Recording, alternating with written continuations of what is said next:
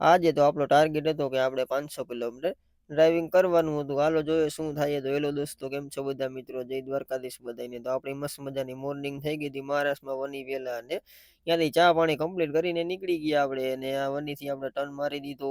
આપણે જવાનું હતું પીપલગાંવ નિફાળ રોડ ઉપર. નિફાળ ગયા તો ફાટક બંધ હતી, ટ્રેન નીકળી ગઈ ને આપણે નીકળી ગયા. પછી ને આવી ગયા સિન્નર ગામમાં, ને સિન્નર થી વળી પાછો હાઈવે ચડી ગયા. ને હાઈવે થી પાછો આપણે ટર્ન મારી દીધો નંદુરસિંહ થી નગર બાજુ. ને આગળ ગયા તો અહીંયા તો 26મી જાન્યુઆરી પહેલા જ ધ્વજવંદન કરીને નાખ્યું. હજી વાર છે મારા ભાઈ. પછી આગળ ગયા, આપને ભૂખ લાગી ગઈ તો આવી ગયા નાસ્તો કરવા માટે. તમને ખબર હોય તો જણાવો શું એ મહારાષ્ટ્રની ફેમસ આઈટમ કોમેન્ટ કરીને બતાવો શું હતું એને. આગળ ગયા આપણે, આવી ગયા નગર. પેલા રાજસ્થાનીની હોટલે, કાઠિયાવાડી હોટલે ચા પાણી કમ્પ્લીટ કરી લીધા. અને ચા પાણી કમ્પ્લીટ કરીને નીકળી ગયા પાછા નાહી ધોઈને કમ્પ્લીટ થઈને. મેં કીધું હાલો હવે ધીમે ધીમે આયલા જાય.